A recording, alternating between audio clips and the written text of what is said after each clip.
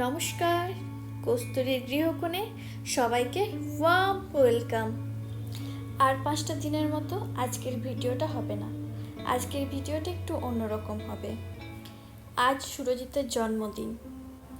আজকের দিনটা ডিউটি না যেতেই বলেছিলাম, কিন্তু ওর বলল কাজের বেশ চাপ আছে, ওকে যেতেই হবে।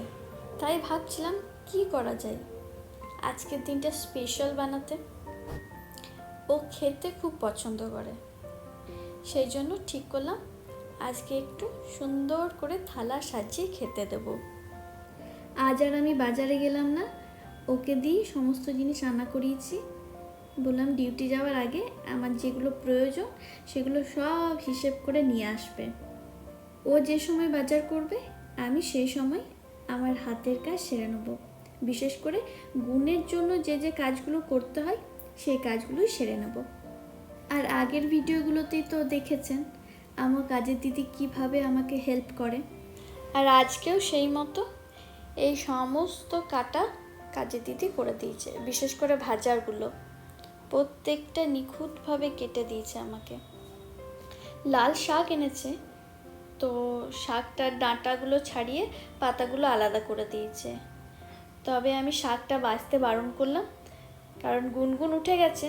এরপর এই শাকগুলো বাছতে শুরু করলেই ওই পাতাগুলো নিয়ে খেলবে, আর প্রতিটা জিনিস মুখে দেওয়ার অভ্যেস, আর ওগুলোই চিবিয়ে চিবিয়ে খাবে।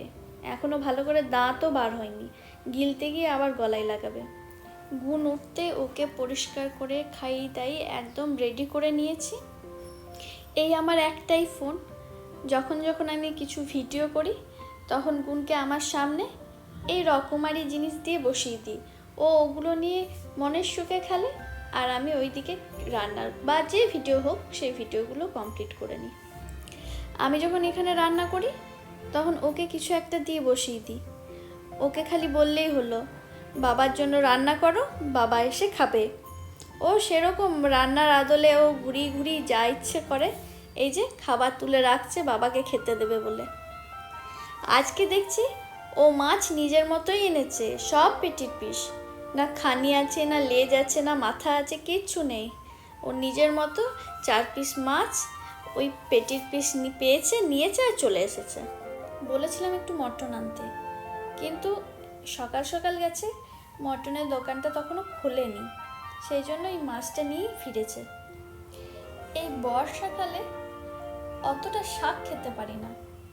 দেখবেন সাধারণত শাকের পাতায় বা পাতার পেছনে হয় পোকা, নয় সাদা সাদা ডিমগুলো থাকে, পোকার লার্ভাগুলো।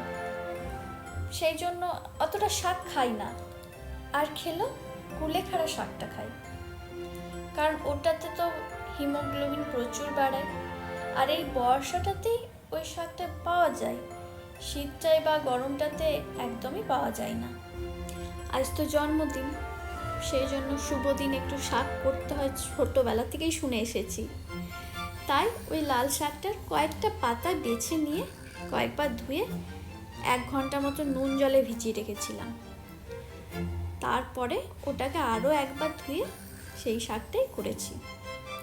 ওই একটুই আমাদের দুজনের মতো। খাবার ব্যাপারে আমরা দুজনই একটু খুঁতখুঁতে, বিশেষ করে সুরজিৎ। ওর প্রতিটি খাবারের একবারে নিখুঁত পরিষ্কার চাই, নইলে সে খাবার যত ভালোই হোক আর যত দামিই হোক কোনো মতে খাবে না। মাঝে মধ্যে ব্রেক দিতে দিতে মেয়েকে সামলে সামলে মেয়েকে একবার খাওয়ানো, ওকে দেখা। আর মারাত্মক চঞ্চলের থেকে দুষ্টু বুদ্ধি খুব। জিনিসপত্র ফেলে দেওয়া, যা পারে তাই মুখে দেওয়া, এইগুলোতে দেখতে দেখতে আমি আজ ভেবেও পাচ্ছি না যে আমি পুরো রান্নাটা কমপ্লিট করতে পারবো কি না। না ওই সামান্য ভাজাভুজি আর সামান্য একটু ডাল তরকারি দিয়েই খেতে দিতে হবে। গুণের গায়ে একটা করে ক্ষত শুকোতে না শুকোতেই আরেকটা করে ক্ষত তৈরি হয়ে যায়। আজ এখানে কাটাচ্ছে তো কাল ওখানে নুচাচ্ছে। সুরজিৎকে কাল রাতে জিজ্ঞাসা করছিলাম তোমার বার্থডে গিফট কি চাই, তো ও বলেছিল আমার এক আত্মীয়, খুব কাছের মানুষ, সে প্রতিটি ওকেশনে নিজেদের কাছের মানুষকে খুব সুন্দরভাবে থালা সাজিয়ে একবারে ভরে ভরে রান্না করে খাওয়ায়, আর সেই ফটোগুলো দেয়, হোয়াটসঅ্যাপে দেয়, বেশিরভাগ হোয়াটসঅ্যাপেই দেখি। তো ও ওই ফটোগুলো দেখতো আর আমাকে বলতো কবে এরকম পাবো, কবে এরকম পাবো। তো আমি রাতে বলেছিলাম ঠিক আছে আমি চেষ্টা করব, কারণ গুণ আছে একা হাতে সামলে। আর সকালেও আমাকে যখন জিজ্ঞাসা করেছিল তো আমি তাই বলেছিলাম যে আমি কতটা করতে পারবো আমি জানি না, তবে আমি খানিকটা চেষ্টা করে নেব। আমার শাশুড়ি মা আমাকে একটা শর্টকাট টেকনিক শিখিয়ে দিয়েছে। বলেছিল যখনই কোনো রান্না করতে হবে, কেউ এসেছে তাকে একটু ভালো করে খাওয়াতে হবে, তখন দই পটল এই রেসিপিটা তুই একটা রাখ, কারণ এই রেসিপিটা খুব তাড়াতাড়ি হয় আর খুব কম ইনগ্রিডিয়েন্টস দিয়ে, শুধু পটল হলেই হলো। তাই আমি আজকে ওইটাই ট্রাই করেছি। তবে ওনার মতো অত সুন্দর হবে না, আমি বিয়ের পর থেকে যতবারই খেয়েছি খুব সুন্দর রান্না করেন দই পটলটা, আর বেশ ভালোও লাগে। তো ওনার মতো অত সুন্দর করতে পারিনি, আমি আমার মতোই করেছি। গুণের বৈশাখে জন্ম, গুণের কাকায়েরও বৈশাখে জন্ম, তাই দুজনের জন্যই জন্মদিনের দু সেট থালাবাটি আনিয়েছিলাম। গুণেরটা তো সাজিয়ে গুছিয়ে খাইছি, আর রিকোটা রাখা ছিল। রিকোর জন্মদিনটা বাড়িতে হয়েছিল। রান্না করতে করতে হঠাৎ মনে পড়ে গেল ওইটা তো রাখাই আছে, তাহলে আর অন্য কোনো কিছু না ভেবেই ওইটাকেই কাজে লাগিয়ে নিলাম। তবে সব কিছু রান্না করতে অনেকটাই দেরি হয়ে গেছিল। ততক্ষণে সুরজিৎ ডিউটি থেকে চলে এসছে, এসে পরে আমার অবস্থা দেখে হাসছে। রান্নাঘরের এমন অবস্থা হয়ে আছে, চারিদিকে ছড়িয়ে ছিটিয়ে সব কিছু, আর নিজেও তেল কালি মেখে গোটা জামাতে হলুদের দাগ আর তেলের দাগে ভর্তি করে নিয়েছিলাম। হাতে সময়ও ছিল না, আর আমি চেঞ্জ করতেও পারিনি। সেই জন্য আর ভিডিওর সামনের দিকে আমি একবারও আসিনি, ভিডিওর পেছনে থেকেই আমি সব কাজ সেরেছি। এইটুকু সময় একটা ভালো কাজ হয়েছিল।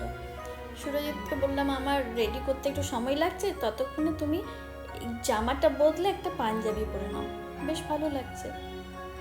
তবে সুরজিতের আরেক বায়না শুরু, আমার সাথে সাথে ঠাকুরকেও থালার মধ্যে সব খাবার সাজিয়ে দাও।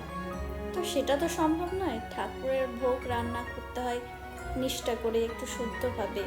রান্নাঘরে আমি যেমন তেমনভাবেই সব রান্নাগুলো করেছি। সেই জন্য ওর মন শান্তির জন্য একটা প্লেট আর চামচ দিলাম, না তোমার যেগুলো পছন্দ হয় তুলে পরে তুমি তোমার পাশেই ঠাকুরকে দাও। আজকে আর ওরকমভাবে দিতে হয় না, পরে হয়তো কোনো দিন আমি রান্না করে এরকম করে একদিন ঠাকুরকে ভোগ দেবো। ভেবেছিলাম তারাপীঠ না হলে নলাটেশ্বরী মন্দিরে গিয়ে আজকের দিনে একটু পুজো দিয়ে আসবো, কিন্তু সময় হয়ে উঠলো না। গুণকে কখন খাইয়েছি, ভাবলাম খাইটাই একটু ঘুম পাড়িয়ে দেবো, ব্যাস শান্তিতে একটু ভিডিও করা খাওয়া দাওয়া সব হবে। ও কোনো মতেই ঘুমোবে না, আজকে ঘুরেই বেড়াচ্ছে। সেই জন্য শেষমেশ ওকে ফোনটা দিয়ে এক জায়গায় বসিয়ে রাখলাম। জীবনের প্রতিটা দিন প্রতিটা সময় খুব সুন্দর হোক, এই আবেদন রেখে ভিডিওটা আজ এই পর্যন্তই। সবাই ভালো থাকবেন, সুস্থ থাকবেন, সবাইকে ভালো রাখবেন। টাটা।